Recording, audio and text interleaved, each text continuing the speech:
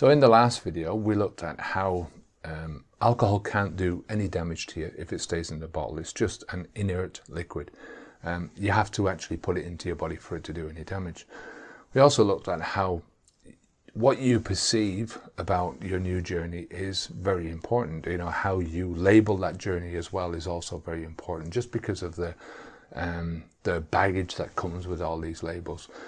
Stuff like demon drink, for instance, you know, there's just a lot of negativity attached to that thing, and you know, that negativity can spill over into your own mind. Now, drunk and hangover are also labels. Any feeling that you get from drinking, from the drunkenness right up to the hangover, are your body's reactions to the toxin. And as far as your body's concerned, this is all bad. So in this video, we're going to take a look at how your thoughts lead to your actions, which ultimately determine your behavior. Now, something that I alluded to in the last video when I was talking about the demon drink was that one drink. You know, how many times have you heard an alcoholic say, all it takes is one drink to put them right back at the beginning? You know, if that's the way you think, of course, all it's going to take for you is that one drink, you know. But what's happening in reality? The one drink is the same whether you've been drinking for 20 years or you've never had a drink in your life. You know, in reality, that one drink is exactly the same. What alters these two extremes is the interpretation. Now, those with a lifelong alcoholic mentality believe that if they have this one drink, that everything is lost.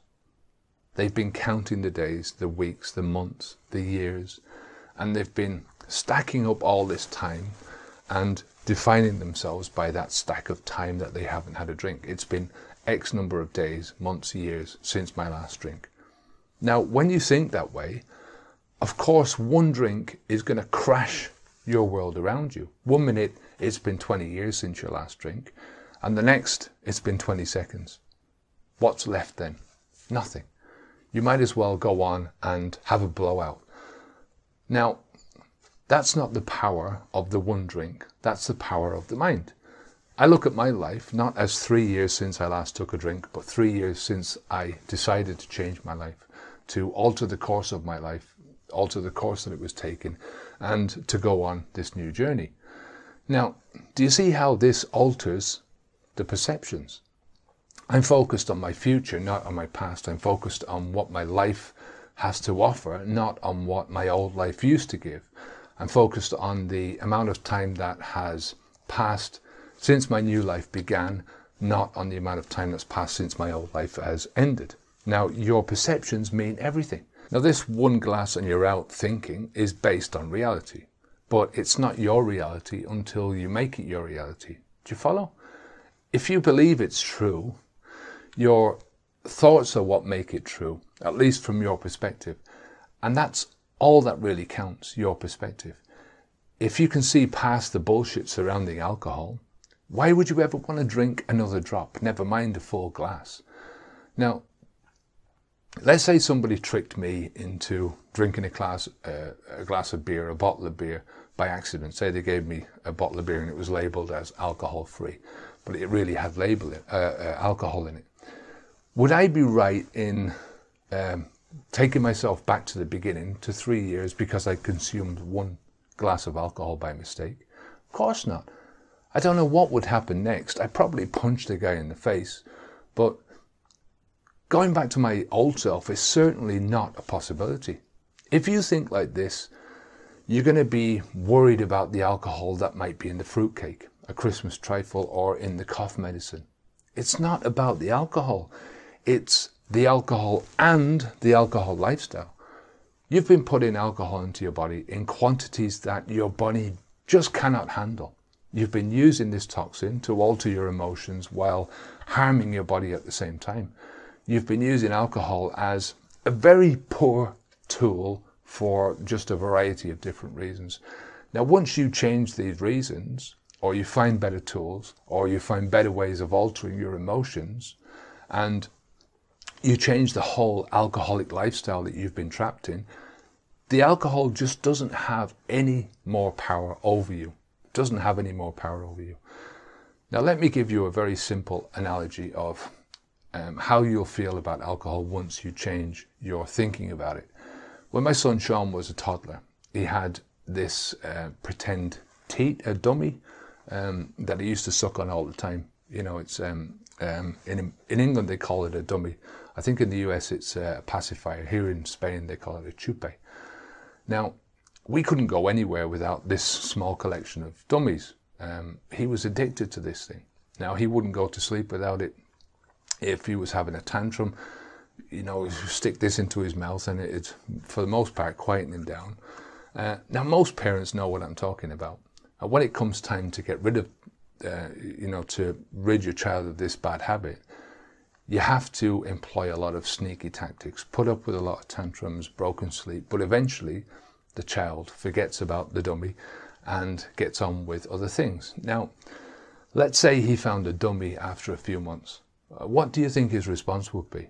Do you think he would immediately get pulled back into the habit, hiding the dummy and, you know, sucking it in secret in a corner somewhere, because he's afraid of getting caught and for the dummy to be taken off him? Most likely not, you know. I mean, the thinking and associations that he's having with the dummy have just moved on. There is no more attachment between the dummy, which was the tool, and the reward, which was him getting the comfort from the dummy. Now, you know, there may be some residual memory, but that's about it. Now, it's a very similar process when you break it all down to what's going on here. We use alcohol as a tool. We're living in a reality that involves using alcohol on a regular basis for emotional rewards. So when you permanently take the alcohol out of the equation, out of that reality that you're in, that reality crumbles. It can't hold itself together because the alcohol's not there holding itself together anymore. So what gets in the way of us moving on is ourselves and our thinking. You know, we believe it's hard to stop drinking, so it is. We believe that all it takes is that one drink, and so it does. We believe there are going to be symptoms and side effects, and so there are. You know, what you think about, you bring about. And the alcohol is still there. You know, with the child and the pacifier, the dummy, the parents have removed all the pacifiers from the child's world, which might as well mean that the whole world has got no more dummies in it, you know, as far as the child is concerned. Not so with alcohol. Alcohol is still there, and your mind is still being persuaded, you know, not by the alcohol, but by your own mind. What you think about, you bring about. You know, we've got to take responsibility for our own thoughts and our own actions. There's no parent-like figure who's going to take this for us, who's going to do this for us and remove all the alcohol. You know, who's going to make it impossible for us to get alcohol, to drink alcohol. You know, imagine if that was the case, if suddenly all the alcohol in the world disappeared. Now, it would be very simple and easy to quit under those circumstances. You can't have what's not there, so there's no argument. So always remember that alcohol has no power unless you supply it. You know, you're much better served to think about alcohol in terms of how weak it is. You know, I used to visualize what was left of my alcohol habit as the Gollum. Do you remember the Lord of the Rings, the Gollum, the little snivelly thing? And when I thought about my habit, I imagined this cowering, incompetent, snivelling, useless, impotent and scared, sort of wretched creature who was slowly dying. This pathetic creature didn't represent the alcohol, but the part of me that still wanted to drink the alcohol.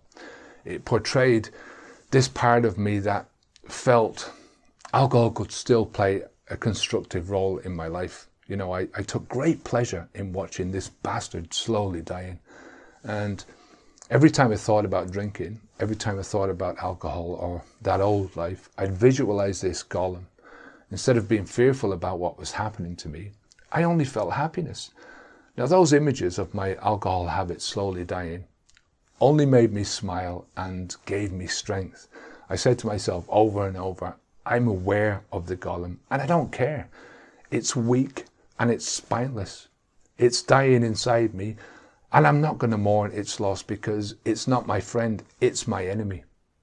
Now, alcohol is always going to be part of your life in one form or another. You can remove it from your immediate life, but not from the world around you. It's your choice how you think whenever you see other people drinking, when you drive by the billboards or watch the TV commercials, when you pass the alcohol section in your local supermarket. Do you quickly look away, afraid of even looking at the rows of bottles?